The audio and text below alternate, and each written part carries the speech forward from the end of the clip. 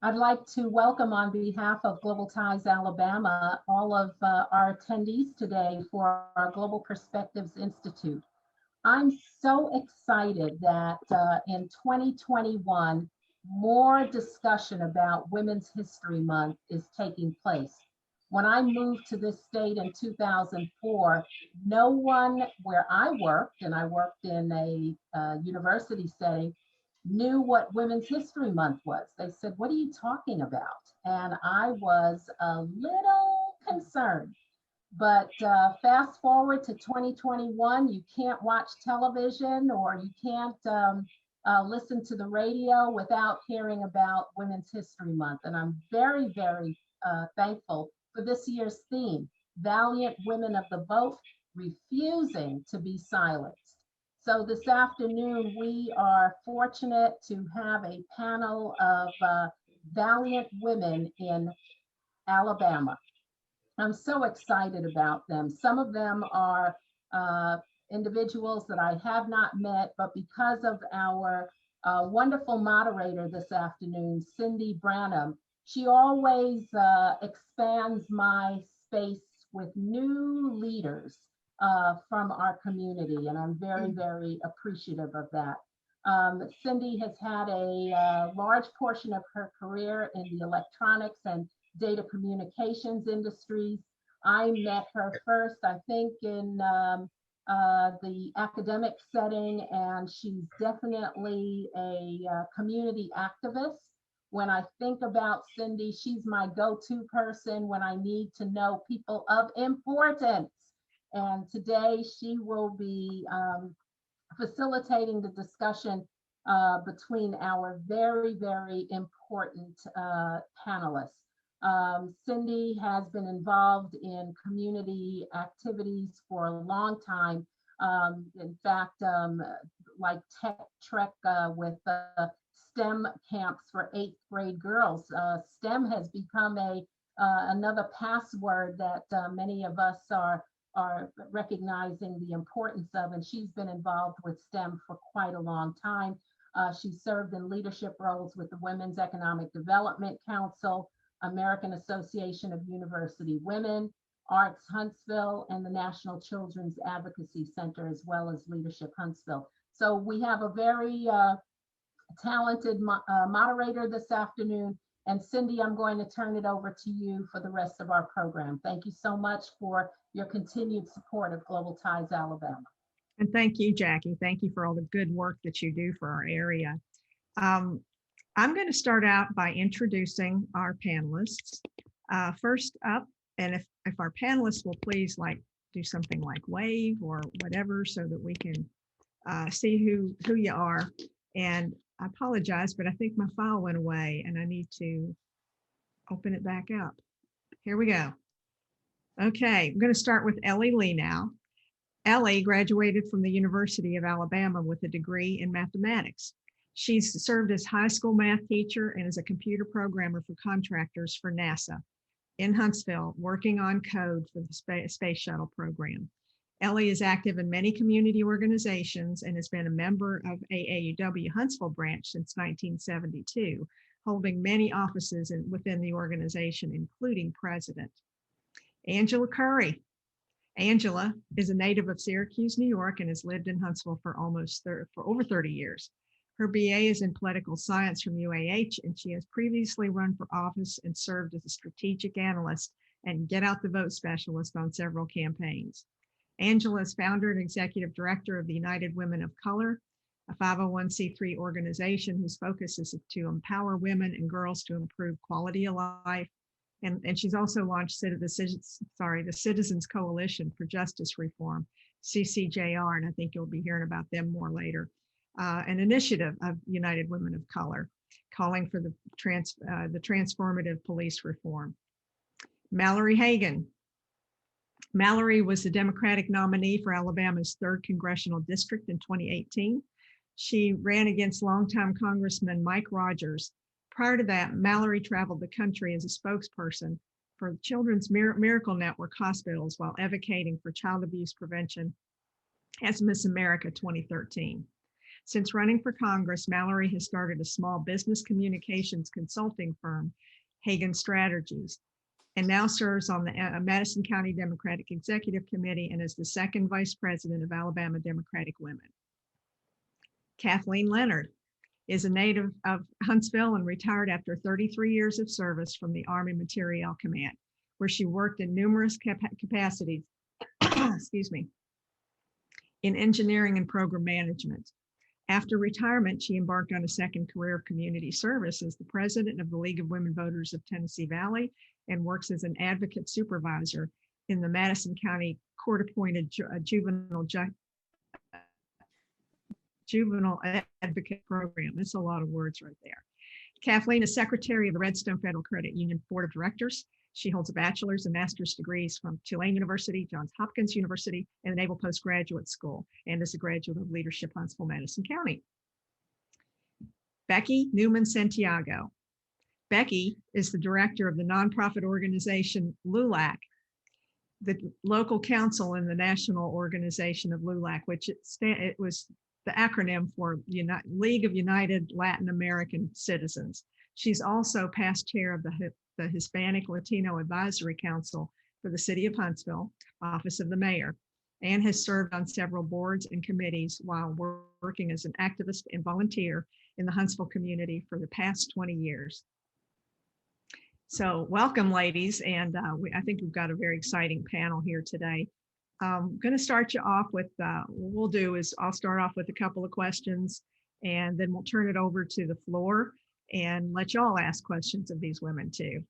I'm going to ask, because we have 5 panelists, that we limit your responses to about 90 seconds each. I'll try to keep time, but I'll forget to start it now and then, so just bear with me. First question I want to ask, and I'll let each of you answer this one, is how did you become interested in politics and what led you to become active? So why don't we start that one with Ellie? Yeah, I am more of a volunteer when it comes to the political arena, either giving of my time or my money. A lot of what I have done politically actually started out with AAUW. The National Association has a political arm, and they end up asking us to send letters or add to letters to our national representatives and senators. Also with AAUW, when we had meetings in the Washington, D.C. area, we would get some training, and then AAUW's headquarters is in Washington. And so at the time that I was going there, we could walk to the Capitol and be able to talk to the senators and representatives about whatever issue AAUW would give us.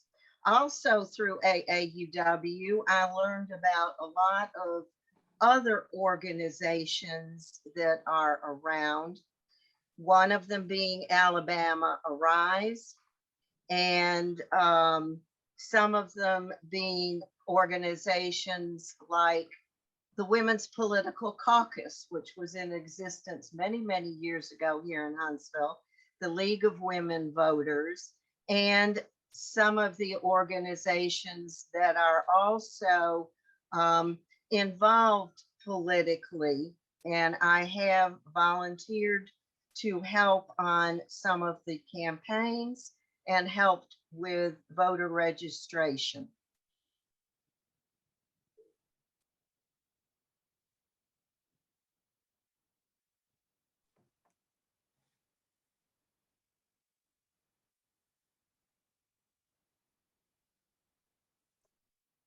Cindy, you're muted.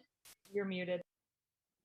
Sorry, y'all. I forgot to unmute. Angela, it's yours now. Take it away. Okay, thank you. I've always been interested in current events, and then in high school we had to do current event assignments. So as a non-traditional student at UAH, I was actually taking courses in mathematics to teach secondary education, and I had to take a general required course. So I had to decide between psychology and political science. And I wasn't crazy about either one of them because I wanted to get through school. I chose political science as the GRE to take. Dr. Andrea Reeves was my professor. And by the end of the semester, I had fallen in love with the material. It just spoke to my heart.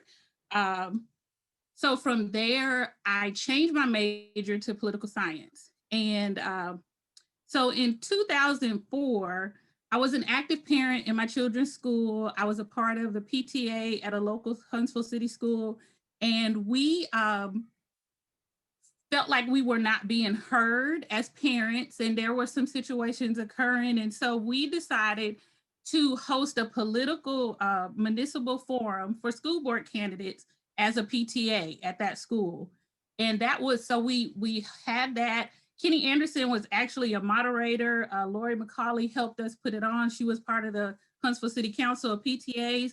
And that was the beginning of my actual political activism in this city. So.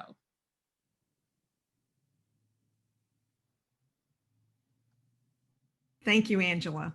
Okay, Mallory, would you like to answer that question now? Sure, thank you. Hi, everybody. Thank you so much for joining, and thank you guys for hosting this, and Cindy for moderating. I got involved in advocacy, I guess you would say, throughout my time in the Miss America organization. Many people probably don't realize that the candidates who participate in Miss America, which is there are 1,300 titles across the country, local titles, and then 51 state title holders, and then of course Miss America. And so over the course of my 10 years participating in that program, I really honed in my advocacy skills. As candidates, we're required to have something that we are passionate about. And so during my time as Miss America, I traveled the country speaking about child abuse prevention. And it was during that year that I worked with the National Children's Alliance to lobby Capitol Hill, and we were able to reinstate federal funding for our child advocacy centers. We have more child advocacy centers in the state of Alabama per capita than any other state. So that funding is really important in conjunction with in conjunction with private funding, to make sure that those advocacy centers are able to provide adequate care for young people and for families. And so that was the first time I felt like, wow, if I work with an organization and we collectively organize, then we can actually see true and tangible change. I mean, $14 million in federal funding is, nothing, but it makes a huge difference in those local communities. And so that was my first sort of toe dip into politics. And then in January of 2018, a group of people in Lee County approached me about potentially running for Congress. And at the time I was a news anchor. And so I knew that I had to give up my career in the news and world as a journalist if I was going to do that. So I had a pretty heavy decision to make. Ultimately ended up running, and it was the best decision I've ever made.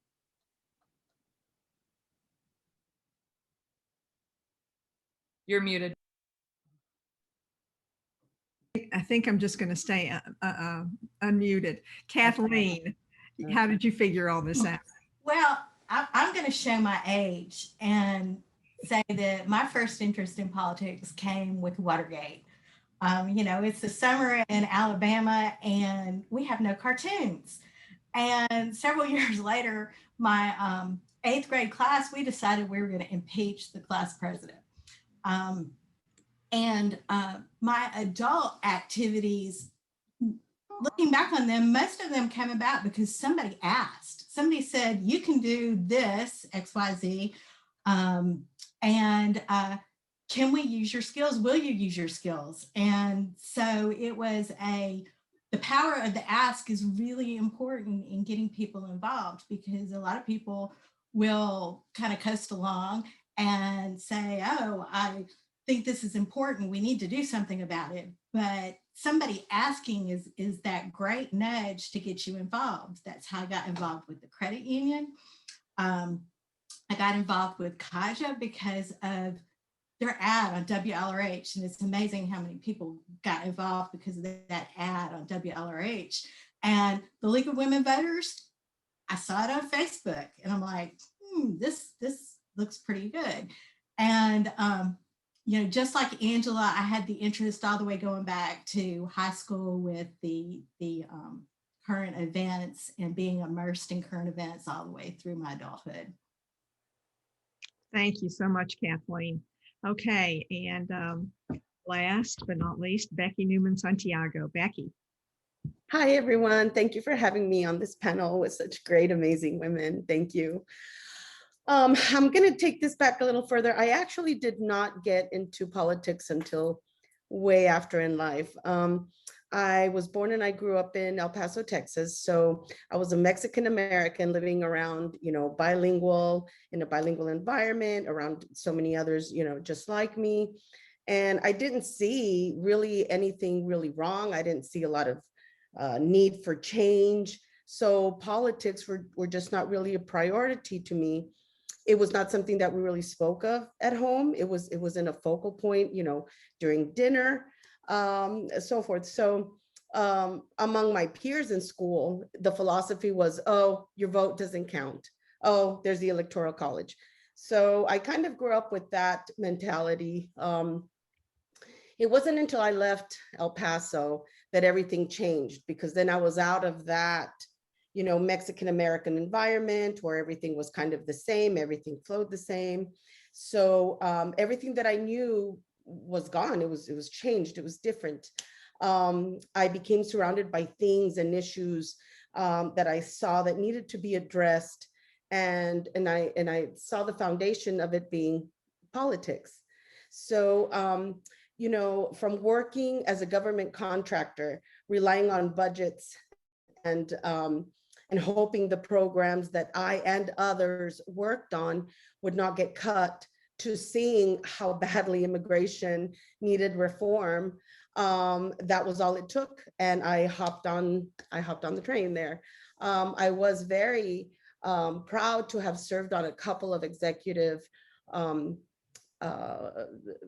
committees, I'm sorry, a couple of people that were running for office. I was on the executive board of Mark Bray running for Congress.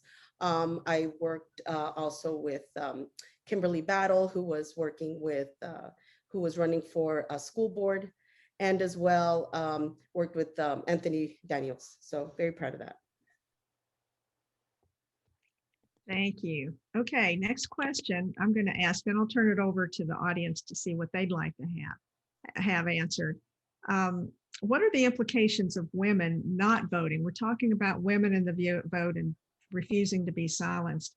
What are the implications of women not voting and not running for office? Women in general, we face many challenges, in an attempt to run for office. Equality, fairness, the perception of a fair political environment. Of course, our balance as, mothers and wives, balancing work and family, etc. But we as a community, we must work together, I feel, to promote these roles, to engage the women in these elections, to educate the women in the importance of running and winning an office. If women, if we don't run for office, the perception remains the same. And our young women, we need to encourage them. They need to see the difference that us women do make in office. They are part of our future. They are our future leaders. And if we as women do not take the initiative to run for office and have them see us in this position, our young women, will not see the difference that they can play in our nation and our world. Thanks, Becky. Okay, Kathleen. Well, it is a proven fact that organizations that have women in leadership, they just do better. They perform better. And if we want to control our destinies, we're going to have to take control and stop allowing a bunch of old white men to do it for us. So we have to get out there and express our views. We need to vote, because that's the lever everybody has every time it's possible for us to vote. And women need to run. so that they can get out there and make the changes in policy and legislation that we want to see. Thank you. Yes, we do have to do that. Okay, Mallory, can you add something to that? Sure. One of the things that I felt really strongly about in my campaign for Congress and the level of advocacy and the vocalization that I have on issues since then has been that I really want to inspire the next generation who are very fired up, as we've all seen. They are very vocal, but fired up and vocal don't mean a whole lot if you're not in a position to actually make change. And so it has to be more than just you're angry about it and you're willing to march. You have to be willing to run. So one of the things that I'm really focused on in my work now is to carry on those conversations with young people. Let them know that city council positions are not out of the realm for them. Let them know that running for their local school board is not out of the realm for them, and making sure that they understand that, you know, to be fired up about it is one thing, but be able to be in a position to make the change is another, and we have to really encourage them to do so. So I'm proud to say a couple of people who worked on my campaign as interns and as staff has since run for office, and I want to see that trend continue. That's another reason we need to figure out how to clear up student debt, is so all these younger women can run for office, can afford to take a step like that. Okay, I only get to put my opinion in every great once in a while here, but Angela. The implications of women not running means that women issues are usually not addressed. So when we look at Alabama, we look at the United States, we look globally, women are a majority of the population in most places. So with that being said, we also should have more representation when it comes to making policies and laws that affect our day-to-day life. Just a couple of things. I think in general, women are more apt to compromise. And this can be very important in politics. Also, we need to make sure that our voices are heard. And so we all need to encourage others to vote, which is another important thing to be careful with. We also need to, one thing that seems to happen a lot more with women is they will run for office, they will lose, and they won't run again. And we need to encourage people like Mallory to run another time so that we can start getting more and more women at the table to be able to voice for those issues that are important to women in general. Unmute. Thank you, Ellie. Okay, do we have any questions from the floor?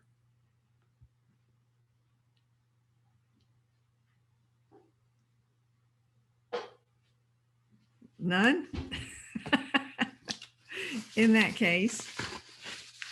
This is Yvonne Sims. I have a question for Mallory.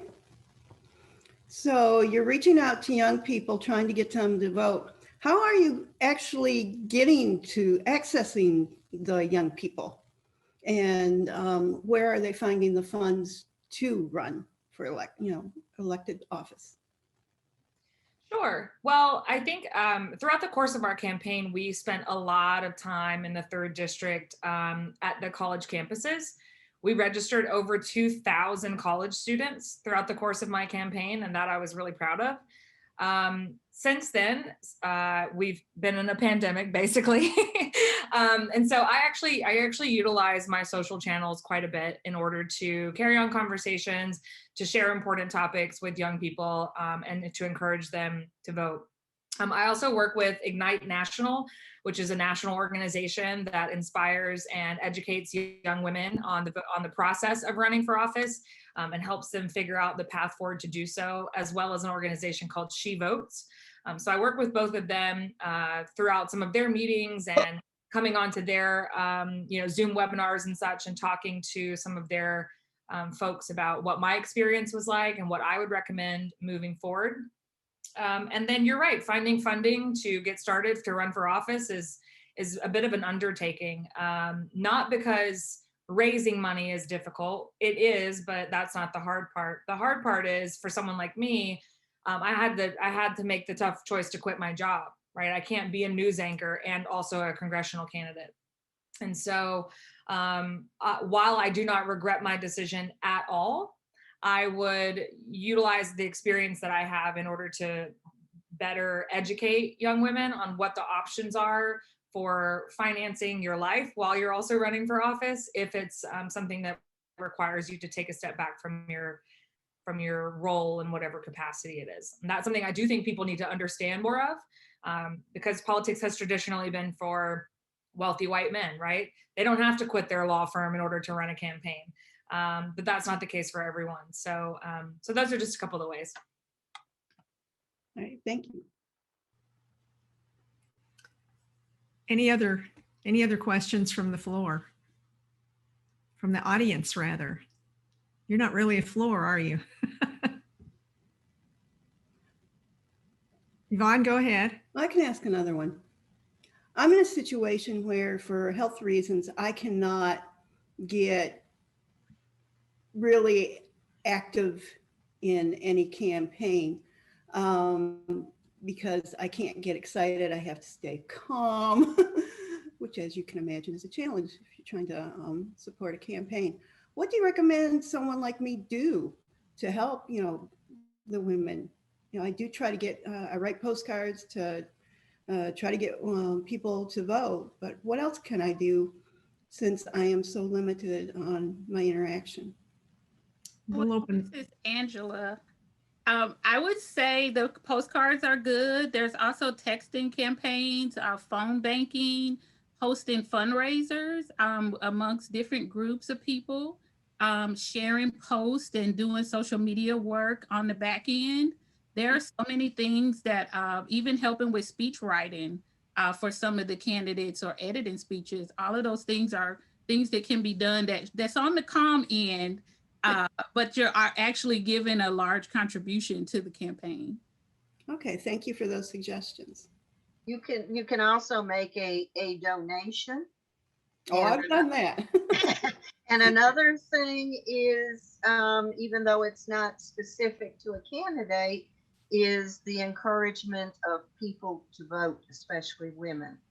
And I think that, again, would be a positive thing that you could do. Oh, yes, I definitely use my Facebook feed to, try to get people to the polls as we get to the election day. The other thing is that you could, if the partisan nature and the divisiveness of today's politics is bothering you and it stresses a lot of people out, you could become involved with the nonpartisan type of organization that focuses, solely on reaching out and getting people registered or getting out the vote or voter rights restoration. We had great success with our texting campaigns and social media campaigns for voter rights restoration. All right, thank you. And the League of Women Voters did a lot of getting out the vote, and were able to do that in person, and the working with the absentee voting, giving the forms, telling people what to do. So there was a lot that was done with the League of Women Voters, and I'm going to presume that it's going to be done again next time there's an election. No, starting on Saturday. Saturday. I would also throw out, Yvonne, there's a lot of work that gets done in the background. I mean, putting packets together, putting bags together for door knockers to people who are actually out there canvassing and interacting with the public. Well, I remember that one day you and we put signs together for you. Yeah, signs. I mean, there are so many things, whether it's League of Women Voters, United Women of Color, Indivisible, your local party that you support, political party that you support. There's a lot of things. There are a lot of things that get done in the background that, I would say if you're going to go out and do anything with the public, there's always a chance that you'll get some pushback. from Right. somebody, and that could be stressful. That almost always is stressful. Yeah, I But can't. you're in the yeah, I've background been told enough. I've got to avoid the stress. Yeah. Okay. Any of our other panelists want to add to that? Well, I've certainly been given some excellent suggestions. Thank you. You're going to be busy. Well, I also have to live a life outside of politics. Sure. I think the other thing, Yvonne, with the pandemic, many organizations are much more aware of the way that they can leverage people that want to help through based tasks and through virtual means. Okay, well, that's good that they've learned that. Something good's coming out of it. And that next question then, we have another question. Yes, Anne Marie. Yes, hi. So I was wondering if we could use this Zoom bombing as a learning opportunity. I teach political science at UAH. Good to see you again, Angela. And I wonder if the panelists could speak to maybe an experience that they've had where they were, other than this one, diminished as a speaker because of gender, ethnicity, or race, or how they overcame that. And I mean, other than this one, not because of the hosts, obviously, but because of the unwanted guests that keep taking over. If there are any good learning experiences there.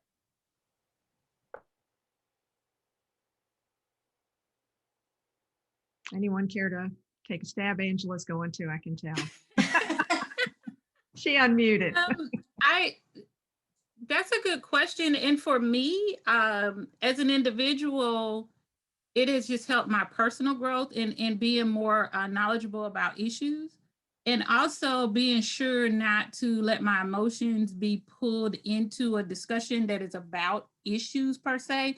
Not saying that I can't be passionate, but not to be manipulated emotionally. And we are all unique masterpieces. So going into a situation, knowing that despite others' opinions, I know that I am enough and I have something to contribute.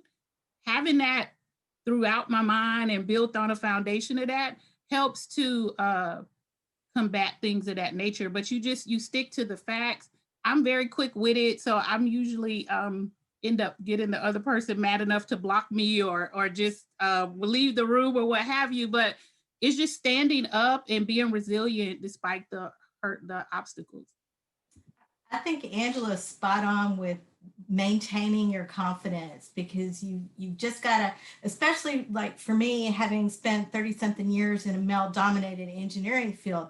I mean, I've been patted on the head. I've been told, you can't say that, you're a woman. And most women my age have some sort of story like that. And so you just have to have confidence in your ability and your knowledge and just keep on fighting. Anyone else want to address that before we move on to the next one? I was in a male-dominated field for a while too, and some of what I used was ignoring, and they didn't like that. They want to get your goat, and so if you can go and do something different or whatever, it seemed to work. They quit making these kinds of comments as much as they had before.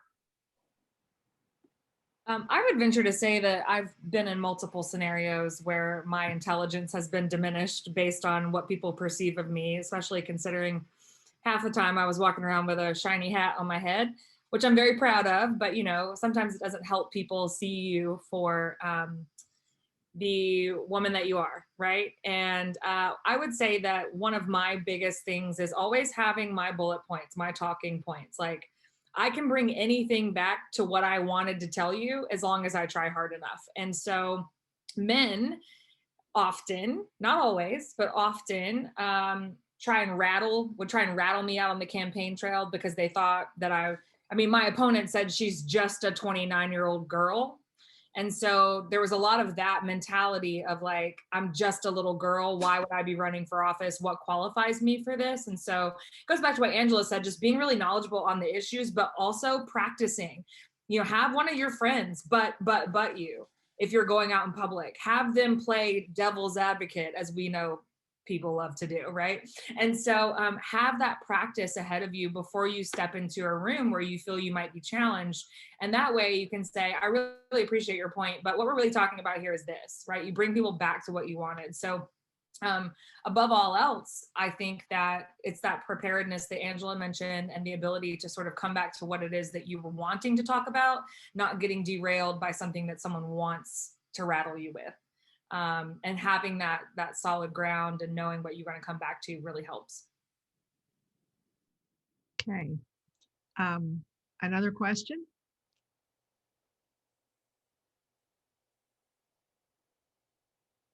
Okay. I have a question. Go I have ahead. a question. Go ahead, Bernita. For the young people that want to run, should they seek a funding source first before deciding to run? And anyone can answer that question. Sorry, you cut out a little bit. Could you maybe repeat that? For the young people who may be considering running, for example, you mentioned, Mallory, that you were 29. Should they seek a funding source first before deciding to run? I can start if y'all want me to. Go, Mallory. It depends on what they're running for, right? Some offices, there is no limit to how much someone can donate to their campaign. And then like a federal office, it's 27 or whatever it is now.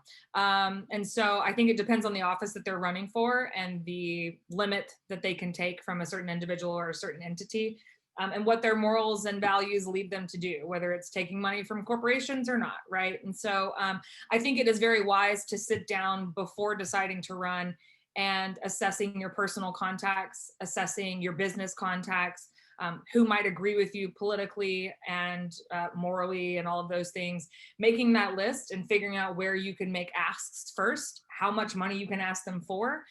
To go into it blind, I wouldn't recommend.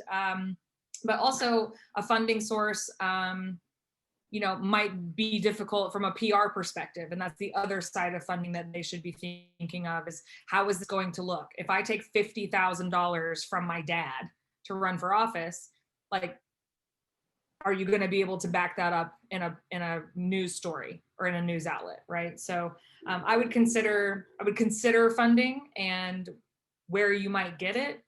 And if you're going to take a large sum of money from someone, what that looks like from a public relations perspective. And I'm going to piggyback on what Mallory said. Money is definitely a priority, is in the top 3, probably when it talks. Anyone considering running for office needs to have done a lot of background work prior to them actually announcing that they're running. But if people believe in you, people need to believe in you as a candidate. They need to trust you and they need to like you. And if that is true, and you have a track record of this type of aligning with this type of work and being in the community, the money will come. You may not raise as much money as your opponent, but also always keep in mind that money doesn't vote.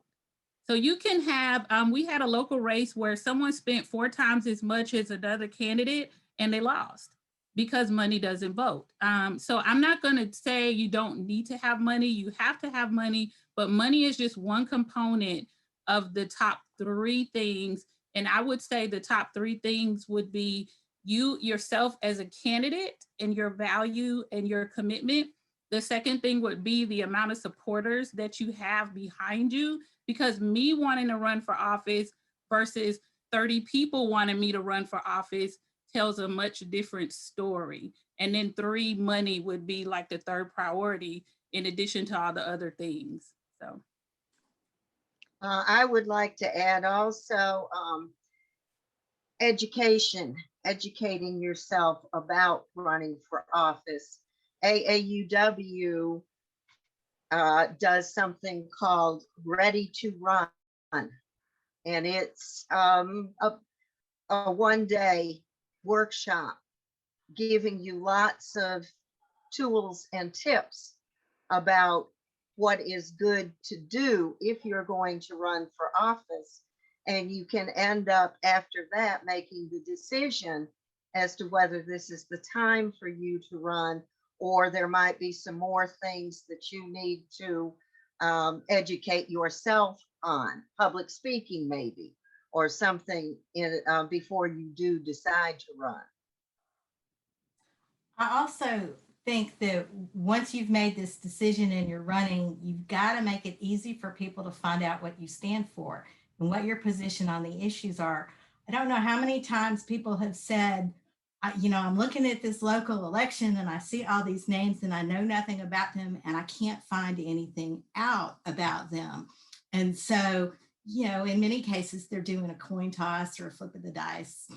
And they need information so that they know they want to vote for you and they remember who you are and go vote for you, rather than just saying, oh, there's an R or a D by their name. And I would like to add that, make your website straightforward so you don't have to go down 10 different clicks. And I've been on websites like that to find basic positions on issues. That should be upfront, fairly easy to get. These are all such good points. I'll point out that the Ready to Run class that Ellie talked about, that is for women only. It was developed at Rutgers University. It's a very good class for anyone who's thinking about running or thinking about helping somebody who's running for office. And I believe it's going to be offered again in the summer. Pretty sure that that's being worked on. So if you know somebody or you're thinking yourself who want to run or volunteer, keep an eye out for that. But you got to be a woman to do that. Sorry, Cooper. I'll also say too, you don't have to know a whole lot of people to raise money. If you've got the right things, if you're saying the right things, you've got the right presence, you've got the right motivation, and you've built the right level of trust, people will give you money because they want to see you be elected. When you sit down that very first time, and you do have to do this, sit down and list the people that you can approach and ask for, people in organizations that you can ask for money. Then have somebody else who knows what they're doing, like a campaign manager, look at that list, and they are going to coax more of it out of you. They're going to help you remember your rich uncle. They're going to help you remember the guy you used to work for, the gal you used to work for. So that list that you come up with, that's not the end of it. Keep it going. Okay, any other responses or questions? Okay. I've got one, and we'll come back to audience questions too. How can we as individuals and organizations do a better job in educating our citizenry in government, civics, and politics? That's already come up here once. It comes up all the time as we watch people make mistakes and seem to not understand how government works. So how do we fix that? So who's got an answer for that? I know some of you are doing it. So, okay, Kathleen, you go first. Well, we've got to start with the children, and they're little sponges, and they're going to absorb everything we give them. I'm 40 years out of high school, and I'm still quoting my government economics teacher. So get them interested young, get them good information young, teach them how to vote, teach them that it's a lifestyle. The League of Women Voters has started doing mock elections in the high school so that the high school students can actually get a hold of a real ballot, put it in a real voting machine, and see what it's actually vote. So those are some of the things that we need to do, get them early and make it their lifestyle. I would say also it would be good if we can, and it may be through us, but try to encourage people to attend meetings and find out what's going on at the Huntsville School Board or the other board and the county. AAUW a long time ago actually founded the Legislative Forum. And for 10 years, we were able to ask the questions we wanted to first before it was open to the public that was there. And then the legislators decided that they didn't like that format. And so they changed it so it was just their forum.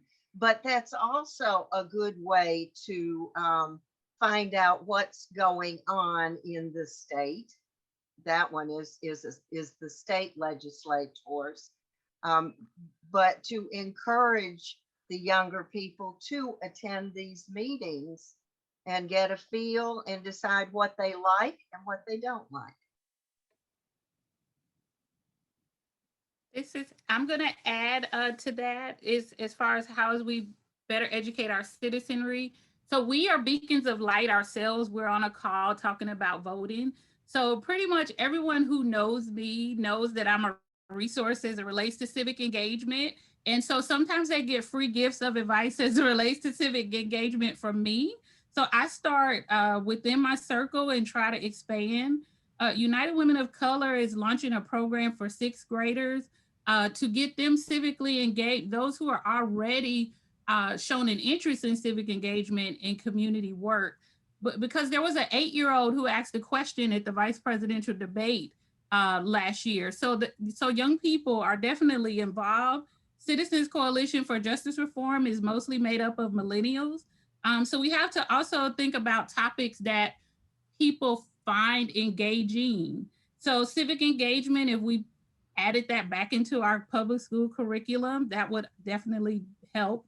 And then also us sharing our resources and being we can know a lot, but sometimes we don't share a lot. So the more that we share, the more engaging and more interesting we can make civic engagement. People don't understand how it affects their day-to-day life. And if we could do a good job of connecting that bridge and connecting those dots, I think people will become more educated from a natural, organic standpoint that way. Thank you, Becky. I would be really interested. I think you were about to answer anyway, and maybe you can also cover for the population that you represent, that you advocate for. What can we do better to help that population? Well, I actually think we've really come a long way, I think, in educating. I was very excited for this past election that when I was around my kids and their friends, that was a hot topic. Politics was one of their priorities, and there was debate there, very peaceful, but there was debate there, and you want to see that as well. You want to hear everybody's view. So I was very, very proud to be around that with the kids.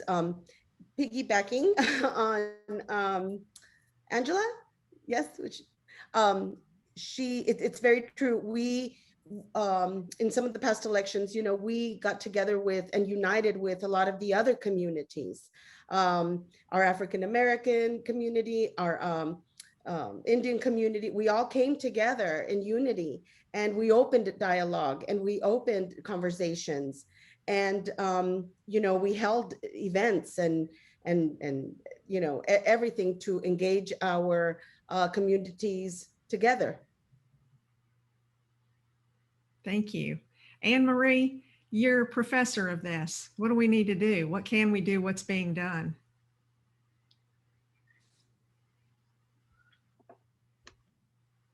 So I think you've already heard from the experts, people who are on the ground doing things. And I agree with everything that they've said, especially just to keep the conversation going. And again, I think this is just such a fantastic learning experience. It's unfortunate to get Zoom bombed, but I really admire how we just kept the conversation going and try to reach out to as many people as possible. Before Cooper had to get booted out because he was taken over by the bots or whatever, he mentioned he was disappointed that there weren't that many men.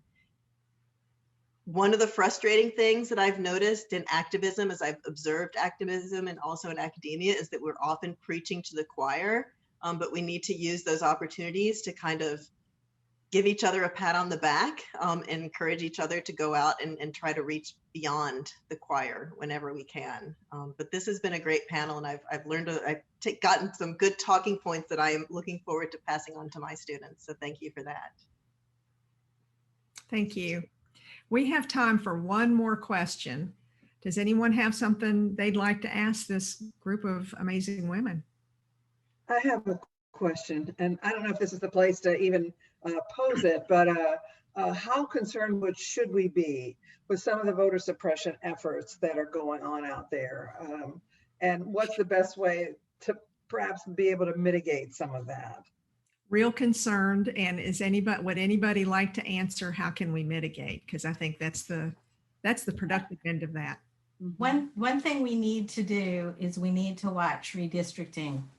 And, this is the year and this is the time when it starts. And so you need to watch your district and what's happening to the lines that are being drawn. And you need to be prepared to go and speak at the public reviews of these maps, because they listen to people who do come and speak. And they're doing some terrible things with gerrymandering that they will veil as being allowable gerrymandering, even though they're really going after minorities and trying to dilute the other party's power. This may seem really simplistic, but I find that anytime I'm in a conversation with someone and some issue comes up, something political comes up, anything that opens the door, granted, I'm fine opening the door myself, but anything that opens the door, I always ask, hey, are you sure you're registered? Because, sometimes they remove you from the polls, and it doesn't have to be anything more than that. I'm like, hey, let me help you out. Pull out my phone. I can check for you if you'd like. It's as simple as like literally every person that I end in conversation with, I make sure that they're registered to vote. And if they're not registered, I explain to them how it works, whether they have an in-state ID or an out-of-state ID. And I make sure I do everything I can in my power in that moment to make sure that they're squared away. And then I remind them on occasion to make sure that they're still registered to vote. Throughout the time of my campaign, we paid for every name that was removed from the voter rolls in the 3rd district. And we made effort to make contact with those people to make sure that they had a valid reason to be removed. And that wasn't always the case. So we want to be diligent friends and diligent community members, even now, even when people can't vote, and we make sure that they're in the system. That and putting pressure on our lawmakers, but I also like to add, what can we do? We can get involved with the local and regional and that statewide groups. We have Arise Alabama, United Women of Color, League of Women Voters, AAUW, Vote Huntsville. There are a plethora of groups within our community that are doing advocacy work. We should definitely be concerned about the backlash against voting and access to voting. We have several laws that have been introduced in our state legislature that is trying to now limit voting options and how we go about voting. There are also bills trying to retaliate against free speech with the protest bills that are out there. So our lawmakers in Alabama introduce over 1,000 bills every session. And so it's too much to try to keep abreast of, but we can join local groups and regional groups that can help to guide us in those directions with things that align with our interests and our values. Thank you all for those amazing answers. I had just a couple of things I wanted to wrap up with before I turn it back over to Jackie. One, we have one elected official here, I believe, Frances Akridge. And Frances, thank you for being here. And she made some comments. If you haven't read the chat, don't read the ugly parts of the chat because we got Zoom bombed in chat too. But Frances made some very productive comments in there. Secondly, talking about gerrymandering, if we get if District 5, Congressional District 5, which will be reassigned or reformed in Montgomery, not at a national level, if the changes happen that we're hearing are happening, we would take on 2 very rural counties, and we would lose the second most urban county, which would be Lauderdale County, making it even harder for us to have good choice in what we want to fight the straight ticket voting that seems to control everything that we do in terms of elections. Any other comments from the ladies who spoke? Or panelists? Well, I just want to say thank you because you all were very good and very knowledgeable about what you're looking at, you're looking for. And with that, I thank you again for coming on here. Thank you, Jackie and Kezia, and thank you, Kezia, for keeping the wolves at bay there. Oh, and by the way, the House has already passed that the Alabama House has already passed that non-protest bill. So it could possibly go to the Senate now. And Cindy, Jackie? Cindy, could you address Francis's, she's got a question in chat, and I think it's a good question. I don't know the answer to that question. What's the status of getting rid of the straight ticket option? As long as we have a supermajority of either side, I'm going to say, but especially right now, as long as we have a supermajority in the legislature, we will not get rid of straight ticket voting. Not unless the Supreme Court comes down and tells us we have to. So, because that's how we are here. We like to be told by the courts when we have to do something to do the right thing. And that's not a very good note to end on, but Jackie has some things she wants to say, and I thank all of you for coming today. Oh, and by the way, another one of those organizations is I Vote Madison, the ones that Angela mentioned. You should look at all these groups and decide what you want to do about things now. Thank you. Jackie. Yes, Cindy, thank you. And our distinguished panel, I just want to appreciate you. These are very challenging times, but I think we all know from our history as women that these are not unique times. So it does require valiant women of courage and persistence. You have to be diligent, as you all have shared in your lives. And the only thing that I can tell that is encouraging is think about the recent women's basketball team when they recognized that their workout room was substandard to the men's basketball team. And they did not hesitate in speaking up. And when they did, the NCAA immediately changed the facilities for them. So I think there's been some great modeling for our young women. We know we have to do more of that. And I just really appreciate this very proactive group of leaders and the conversation that we've had today. I needed it. I'm working in a small organization. I don't get to interact with women on this level about practical opportunities for us to make a difference in our community. And there's so much information. I could read articles 24 hours a day, but being able to hear your voices, it's made a difference for me. So I want to thank you. We had one male after Cooper had to get off, and that's Charles Nash, Dr. Charles Nash, who has been a real leader of diversity in our state as the chancellor for UA in our state. So I'm delighted that he attended and he stayed, and we're just really pleased. And let me share with you that our next Global Perspectives Institute will be on April 6th, and we're going to look at world religions and their spring holiday celebrations.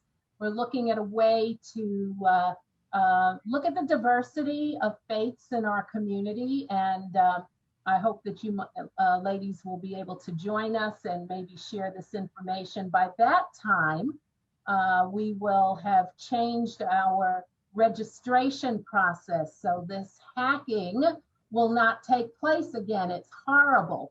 And then on April 20th, success characteristics influenced by sports. We try to do a professional development segment quarterly through our Global Perspective Institute. So please join us.